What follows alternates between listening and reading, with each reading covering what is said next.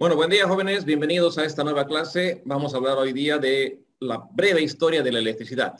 Vamos a enfocarla no desde el punto de vista genérico de toda la historia de la electricidad, sino de lo que nos interesa a nosotros como clase de electricidad y electrónica general. ¿A qué me refiero con esto? Que vamos a empezar con la parte electrostática. La electrostática, algunos de ustedes ya comentaba, de que esta historia se viene dando desde hace 2700 años antes de Cristo. Esto es un montón de años. Ahora estamos nosotros en el año 2020 después de Cristo. Y aquí estamos hablando 2700 años antes de Cristo, o sea, casi 5000 años atrás. Y ya los chinos ya fabricaban imanes como magnetita. La magnetita es esa roca, ese mineral que tenía propiedades magnéticas que cuando ellos se acercaban hacia algún objeto metálico, pues atraía. Y desde esa época han empezado a ver todos, la humanidad, que habían efectos naturales de atracción y repulsión. Y la corriente eléctrica se basa en esos efectos de atracción y repulsión, como vamos a ver más adelante. Pasaron muchísimos años después de esto y recién, como decía su compañero, este filósofo griego, Tales, que vivía en Mileto, la ciudad de Grecia, por eso le llamaron Tales de Mileto, 600 años antes de Cristo, él encontró otra roca que se llama ámbar. Si ustedes se acuerdan, el ámbar es una resina utilizada que aparece en la película de Jurassic Park.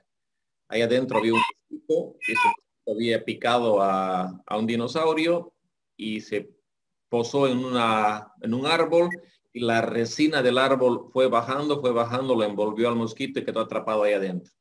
Y bueno, los científicos abrieron ese ámbar, sacaron al mosquito y sacaron el ADN del dinosaurio y a partir de ahí pudieron regenerar al dinosaurio. Eso simplemente como comentario, ¿no? Y esa piedra, Tales de Mileto, se dio cuenta que frotando con lana o piel podía atraer plumas, pequeñas pajitas secas, ramitas secas, cabellos, cosas livianas.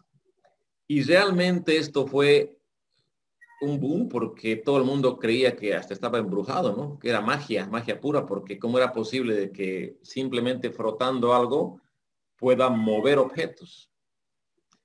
Y nadie se explicaba por qué, ni él sabía exactamente por qué. Simplemente se dio cuenta que frotando con lana o piel estámbar lograba atraer objetos.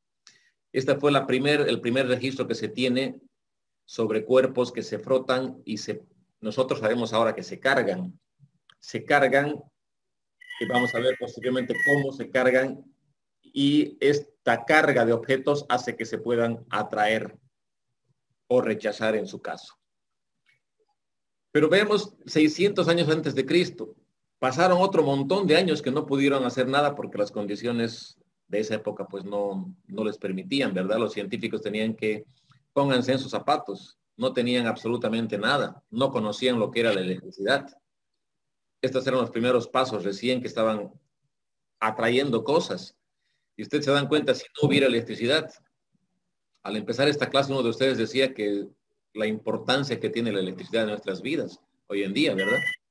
Prácticamente si no tuviéramos electricidad, no tuviéramos todas las comodidades y no sé cómo podríamos vivir hoy en estos tiempos sin electricidad. Entonces, en esas épocas era muy duro poder hacer algo. Tales de Mileto empezó a hacer frotar cosas y atraer pequeñas cositas. Yo les pedí a ustedes que hoy día me traigan materiales para frotar. ¿Han traído? Vamos a hacer esto después de clases, ¿de acuerdo? ¿Por qué? Porque dicen que el proceso de aprendizaje consiste en realizar un recorrido rápido e inteligente por la historia. Con esta idea, nosotros vamos a repetir experimentos de Tales de Mileto empleando materiales fáciles de encontrar y sencillos de manipular. Se pidió tuberías de PVC y globitos para que podamos hacer algo parecido a Tales de Mileto. ¿De acuerdo? Ya les voy adelantando, sin embargo, que cuando ustedes frotan una varilla de plástico con un paño de lana, la varilla de plástico se carga negativo. y se tiene ahí una electricidad negativa. Pero si ustedes hacen lo mismo, pero con una varilla de vidrio, la varilla de vidrio carga positivo. Y ahí se conoce como electricidad positiva. Entonces, la respuesta a la pregunta que les hice al principio, existen, por lo menos en estos tiempos, existían dos tipos de electricidad. La electricidad negativa, como la resina o el plástico, y la electricidad positiva, como la del vidrio. La respuesta: existen dos electricidades, la negativa y la positiva, dependiendo cómo se cargan los cuerpos al ser frotados. Y les comento esto. Vamos a ver al final también un video. Vamos a hacer experimentos. Cada uno de ustedes va a hacer experimento en su casa. Y van a grabarse un video corto. El experimento que están haciendo y lo van a presentar. Les voy a explicar ya con calma al final de la clase. Si tienen sus micrófonos encendidos, por favor, pueden apagar.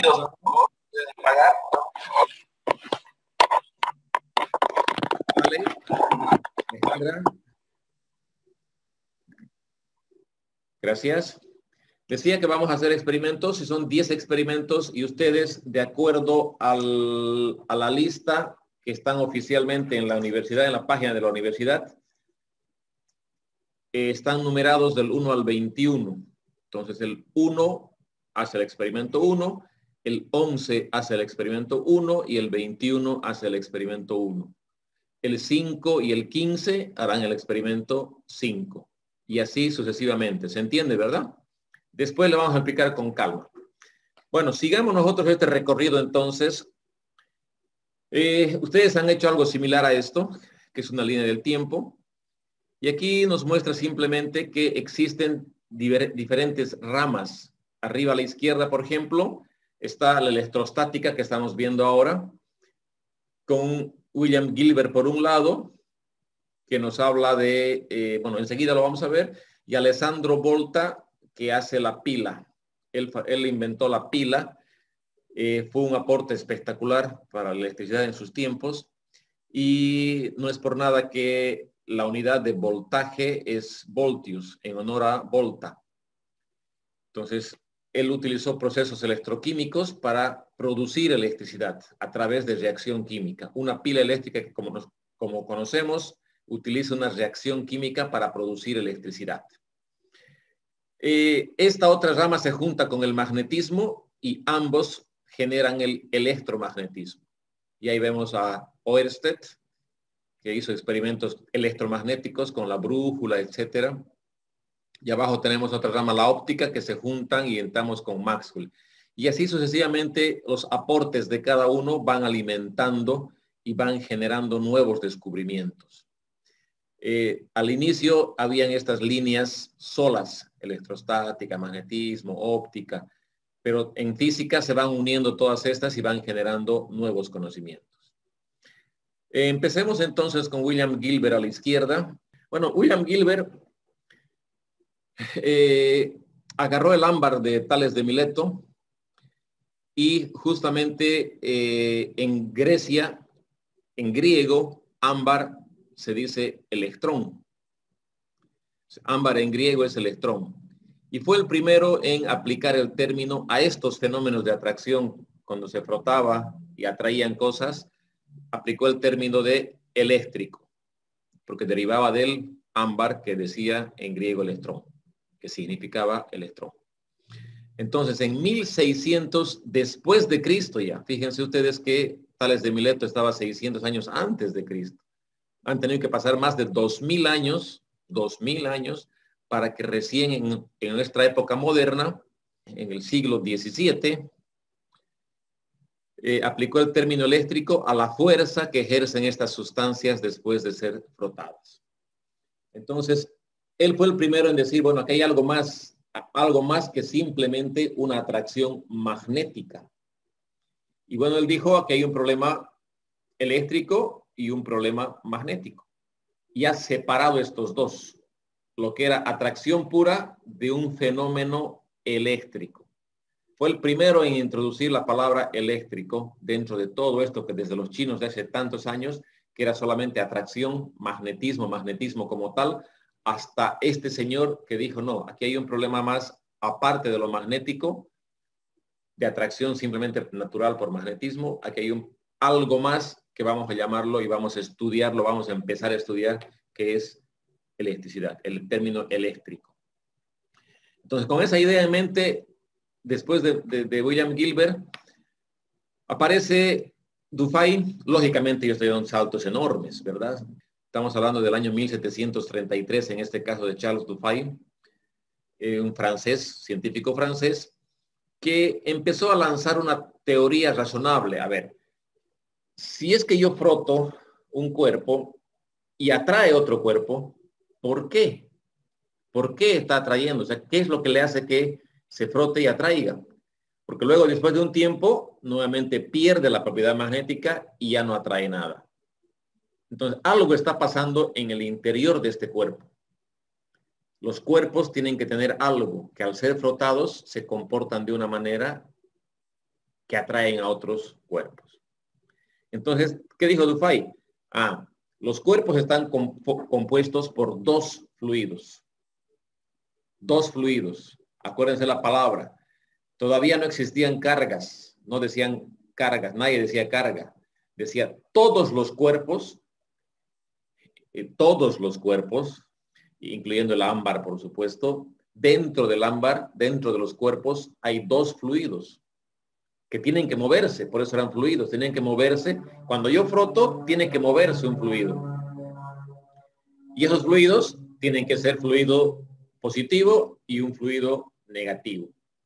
Cuando un cuerpo tiene más fluido positivo, ese cuerpo está cargado positivo. Y cuando un cuerpo tiene más fluido negativo, ese cuerpo está cargado negativo. Y se dieron cuenta de que si yo acercaba un cuerpo con un fluido positivo a un cuerpo con fluido negativo, se podían atraer. Y fueron las primeras experiencias de que un positivo podía atraer a un negativo. Pero estamos hablando, repito, de fluidos. Posteriormente a Charles Dufay, que dio la primera teoría sobre la electricidad y en realidad sobre los cuerpos, sobre los átomos, sobre lo que está dentro del cuerpo, aparece Benjamin Franklin, que como ven en la ilustración, se lo recuerda más por su aporte con el experimento que hizo con el cometa. Hizo un cometa con estructura, con marco metálico, y luego una pita de nylon, y al final de la pita le puso una llave metálica también. De tal manera que acercó este cometa hacia las nubes, y lógicamente recogió un rayo, un relámpago. Y gracias a esto, él empezó a descubrir lo que era el pararrayos. Es decir, algo metálico atrae a los rayos.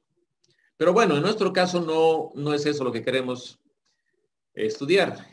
En 1747, varios años después, y entrando a mediados del siglo XVIII, Benjamin Franklin seguía pensando, o todos seguían pensando, qué había dentro de un cuerpo. Y dijo, la electricidad es un fluido, pero invisible, no se lo ve. Dentro del cuerpo hay un fluido invisible. Y dijo, no hay dos fluidos, porque uno de ellos no se mueve, solamente se mueve un fluido.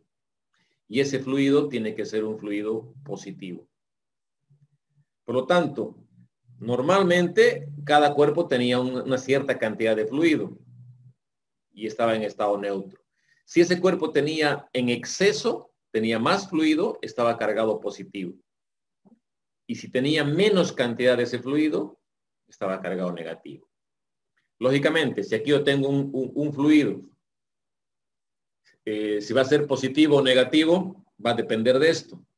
Si esto está neutro y le aumento más positivo, lo voy a convertir en positivo. Si al contrario le saco positivos, lo voy a dejar negativo. Esa era la idea de Benjamin Franklin. Y en ese momento, pues pareció muy atractivo y todos estaban de acuerdo. Y a partir de ahí, todos dijeron que dentro de los cuerpos había un movimiento, un fluido de algo positivo.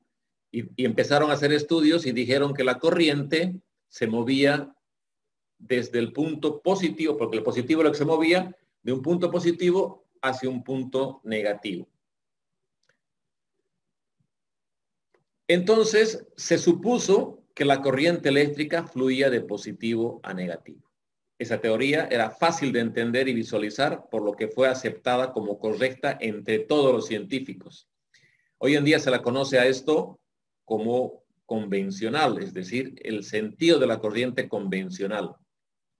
Pero hoy en día también sabemos que estaba equivocado Benjamin Franklin. O sea, ese fluido que se movía no era positivo, porque hoy en día sabemos que los que se mueven son los electrones, y los electrones son negativos.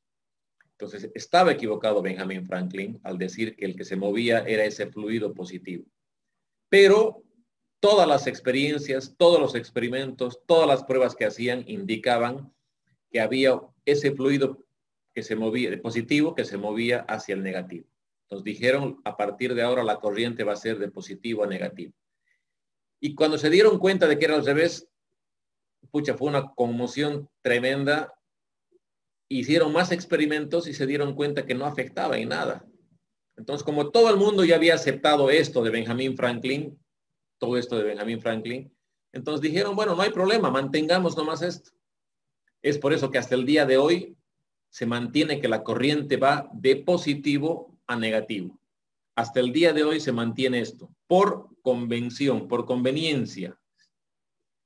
Lo real es al revés. Vamos a ver después que la corriente va de negativo a positivo, al revés. Pero hasta el día de hoy, todos seguimos manejando que la corriente va de positivo a negativo, gracias a todo lo que hizo Benjamin Franklin, y fue muy convincente. Pero seguían hablando de fluidos. O sea, no sabían qué había dentro de cada cuerpo, dentro de un átomo, peor. No podían visualizar un átomo, no tenían microscopios, no tenían nada. Entonces, fue muy complicado. Estamos hablando de 1747. 40 años después aparece Charles Coulomb. Y aquí Charles Coulomb confirma por primera vez y de forma experimental y matemática que las cargas se atraen o se repelen. En el dibujo tenemos a Charles Coulomb con una balanza de torsión, que es un experimento que con eso descubrió cómo se pueden mover las cargas de acuerdo a si están positivas o negativas, se atraen o se rechazan, y demostró que realmente estas cargas, ya empezaron a hablar de cargas eléctricas, se podían atraer o rechazar. Fue un gran aporte también, por eso es que en su honor la unidad de carga lleva el nombre de Coulombio o Coulomb. Y fue el primer científico en establecer las leyes cuantitativas de la electrostática. Aprovecho para comentarles, esto vamos a ver recién en el capítulo 4, vamos a estudiar la carga como tal, estas atracciones y repulsiones, pero Charles Coulomb tiene las dos leyes de la electrostática, que es, la primera es la ley cualitativa, de calidad, que dice que las cargas del mismo signo se rechazan y cargas de signos diferentes se atraen. Y esta ley cuantitativa ya es una cantidad, dice con qué fuerza se atraen o se rechazan estas cargas. Y planteó a su ley que dice que la fuerza con la que se atraen o se rechazan las cargas eléctricas es directamente proporcional al producto de sus cargas e inversamente proporcional al cuadrado de la distancia que las separa. No es un trabalenguas, lo vamos a hacer con detalle cuando corresponda en el capítulo 4. Bueno, hasta ahí ya estábamos empezando a darnos cuenta que dentro de los cuerpos, dentro del átomo había algo. Y no fue recién hasta casi 1900 ya, casi 1900, estamos entrando al siglo XX, y es una época contemporánea. Joseph Thomson tranquilamente podía ser uno de nuestros abuelos. Es una época reciente, digamos, y en esa época reciente, recién, valga la redundancia, se descubre la existencia de los electrones. ¿Y cuál era su carga? Porque no, se descubrió que había un cuerpo que le llamaron electrón y no sabían qué carga tenía hasta este experimento que hizo con los tubos de Crookes. Los tubos de Crookes, esta es una ilustración de un tubo que la pared interna está recubierta de un material fluorescente. Fluorescente quiere decir que si yo en la pared del tubo tengo recubierto con este material, este polvo, cuando golpea algo, brilla. Y los tubos fluorescentes que tenemos en nuestras casas están recubiertos de ese polvo blanco. De tal manera que cuando golpean los electrones en el tubo básicamente brilla. Y eso es lo que hace que dé estos tubos fluorescentes luz. Entonces, ¿qué es lo que hizo él? Dentro de este tubo colocó entre el positivo y el negativo de una pila, es decir, simplemente agarró y puso positivo y negativo y se dio cuenta, porque había gas adentro, que había un haz de luz. Se generaba un haz de luz. Y dijo, ahí están las partículas que estamos buscando. Hay partículas que se mueven de un punto a otro y las estoy recién empezando a ver. Con esto era como un microscopio, ¿no? Que le empezó a mirar y se dio cuenta que había algo que se movía. Y dijo, tienen que ser las partículas. Lo que no sé es si son positivas o negativas. Pero yo ya sé que el positivo atrae al negativo y los negativos entre sí se rechazan. Entonces colocó un imán y colocó esta otra, un capacitor en la ilustración de abajo con positivo y negativo. Y vio que el haz de luz se desviaba hacia el positivo. Entonces dijo, estas partículas que se están desplazando se están acercando hacia el positivo. Entonces tienen que ser negativos. Fue el primero en descubrir que hay partículas negativas en movimiento. Bueno, un pasito más. Y a partir de ahí, Thomson formuló su primer modelo atómico. Dijo, un átomo es toda una carga positiva y dentro tenemos estas partículas negativas. Le llaman torta, le llaman budín con pasas, porque parece como si fuera una masa y dentro le pones estas pasas, ¿no? Estas cerezas. Y cada cereza es el electrón, el negativo. Y todo el saldo es positivo. Él dijo, toda la masa es positiva y tenemos solamente pequeños corpúsculos negativos que son los que se mueven.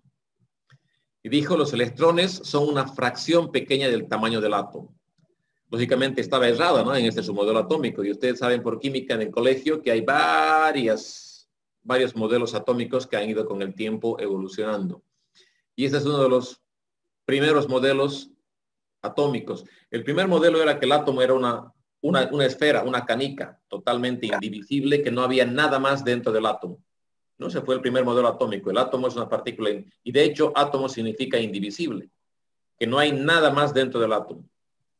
Y estuvieron muchísimos años con esa historia y al final se dieron cuenta que sí, no es una canica. Dentro hay estas pequeñas partículas negativas. Entonces se dan cuenta, van evolucionando. Llegó Ernest Rutherford y descubrió la existencia de los electrones y la carga eléctrica que estos poseían. Y además hizo un nuevo descubrimiento con este experimento que tenemos acá.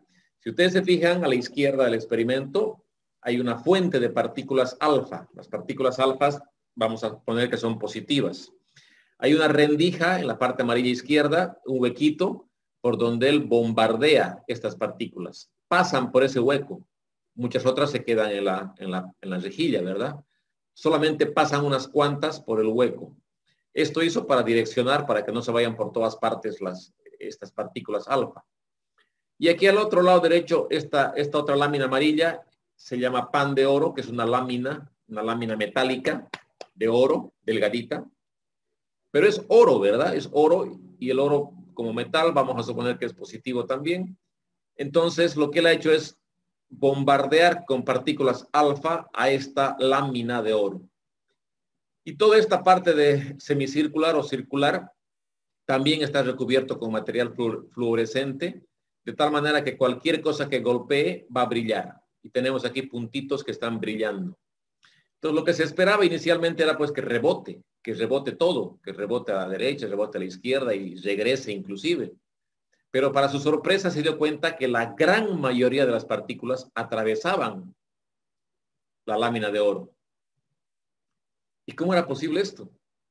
Si estoy bombardeando con algo, es como si yo agarraría y bombardeo una lámina de oro y pase, sin hacer ningún hueco a la lámina de oro. Todas las partículas, la mayoría pasaban y unas cuantas eran obviamente rebotadas, ¿no? Desviadas por la partícula. Entonces lo que él dijo es, no, esta lámina no es totalmente cerrada, no es totalmente sólida. Tiene que haber huecos grandes. Y formuló su nueva teoría del modelo atómico. Dijo, el átomo no es una masa cerrada donde chocan las partículas. Tiene que ser como más o menos conocemos ahora. Se fijan a la izquierda, el átomo positivo, la parte negra, eso es lo que solamente es positivo. Él dijo, no es positivo todo, solamente positivo es una pequeña partecita. Y al medio de todo esto es vacío. Y tenemos algunas partículas que son las que se mueven, que son los electrones que están girando. Pero todo al medio es vacío. Por eso es que cuando bombardeaba, pasaba por la mitad entre estas partículas, pasaba la partícula alfa y chocaba al frente, porque había un espacio enorme. Hoy en día sabemos y comparamos el átomo con nuestro sistema solar, ¿verdad? El Sol es como el centro del átomo y alrededor del Sol están girando todos los planetas. Pero entre el Sol y los planetas hay un montón de espacio por donde podemos pasar. Y eso fue lo que pasó. Disparó las partículas alfa y en lugar de rebotar en toda la placa, iban pasando. Porque era hueco todo este espacio. Había un espacio enorme entre el núcleo y los electrones. El modelo atómico de Rutherford es considerado como el modelo clásico del átomo. Es el primero que se acercó realmente a la actualidad. A pesar de que en la actualidad ya no se considera como una representación precisa. Pero sin embargo se sigue estudiando así. Hoy en día ya se han hecho otros modelos atómicos con que los electrones están en niveles de energía y se ha ido estudiando con mayor precisión, pero este es el que más se acerca. El modelo de Rutherford muestra que un átomo es mayormente un espacio vacío con electrones que se encuentran orbitando en un núcleo fijo cargado positivamente. Bueno, hemos llegado prácticamente al final, ¿no? Desde Dalton, que decía que el átomo era una masa indivisible sólida, pasando por Thomson, que decía es como un pastel con pasas, las pasas son electrones. Rutherford, que es el que da el modelo atómico clásico más aceptable, y Bohr, que introduce los niveles de energía, y lógicamente a partir de eso ya los estudios actuales ya hablan de nubes de electrones y niveles de energía más exactos, ¿no? Y se van encontrando inclusive ya no solamente electrones ni protones, sino ya hay quark, hay otras partículas mucho más chiquitas que están dentro del átomo. Pero eso será en otra oportunidad. Bien, hasta aquí terminamos esta primera parte de la pequeña historia de la electricidad.